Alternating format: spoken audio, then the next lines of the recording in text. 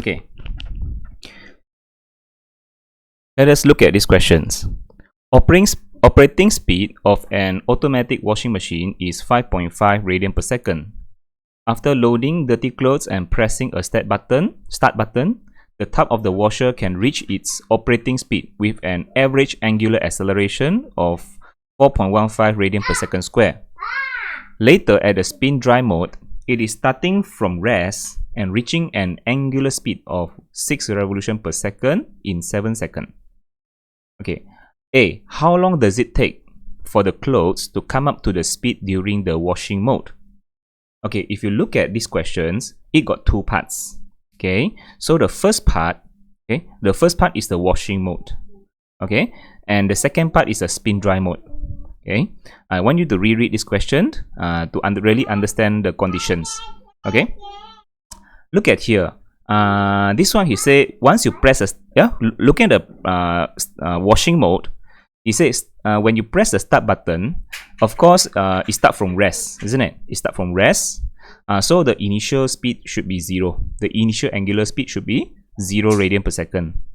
And then after certain time, it reach its top speed, or we call it the operating speed. The operating speed is 5.5 radian per second. Okay, the angular acceleration is 4.15 radian per second square. So this is the acceleration. Okay. So we have the initial speed, the final speed, and the angular acceleration. So the first question is A. How long does it take for the clothes to come up to the speed during the washing mode? So we need to find the time. This we just use the kinematic equation. We have the initial speed, final speed, acceleration, and time. So this is like we can use the formula V equal to U plus AT. Just translate to rotational terms, isn't it? Okay. So the first question is okay, and then the second questions. Now the top of the washer goes into the spin dry cycle. At this point, the person doing the laundry opens the lid, and a safety switch turns off the washer. The tub slows to a rest in 13 seconds. How many revolutions does the tub turn during this 20-second interval? Okay, good.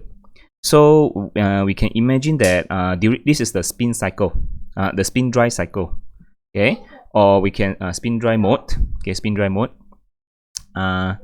We know that spin dry mode, it also start from rest. Actually, it start from rest, and then it reach a speed of a final speed of 6 revolutions per second in 7 seconds.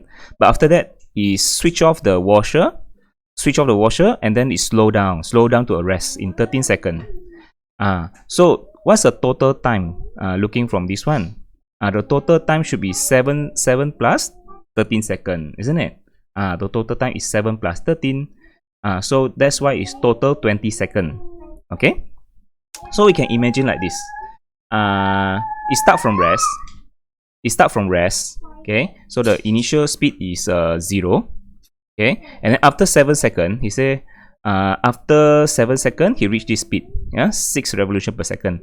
He reached this final omega, which is 6 revolutions per second. This, you see, this one is revolution per second. It's not radian per second, so you have to convert this revolution per second to radian per second. Okay, you have to convert to radian per second. And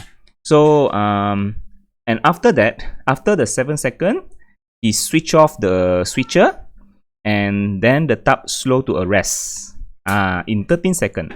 So here is another time interval. So just now is the first process. Okay, because it start from rest and then reach this speed 6 revolutions per second in 7 seconds. So this is actually the first process, 0 to 6 revolutions per second in 7 seconds. Okay, 7 seconds. This is T1. And then after that, is switch off the switch, the safety switch. Switch off the safety switch. After the 7 seconds, he switch off the safety switch. Then the washing machine slow down to rest. That is another 13 seconds. You see that? In another 13 seconds. So that's why the total time is 7 plus 13, which is 20 seconds. So what you have to do is, you have to find for the first 7 seconds, find the theta 1, find the angular displacement. We put this as theta 1. Okay, here you use one equation to find the theta 1. And then for the theta 2, for the time 2, 13 seconds, when you slow down to a rest, after you switch off the switch, so you find another theta 2. I'm sure you can find it. Yeah, I'm sure you can find it. You have 3 information, can find the fourth information. Here also have 3 information, can find the fourth information. Surely you can find theta 1 and theta 2. Okay, use kinematic equations.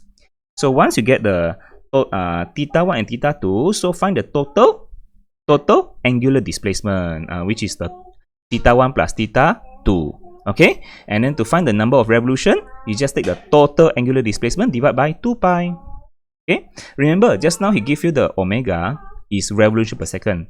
You have to change to radian per second first. So how to change to radian per second? I taught you before.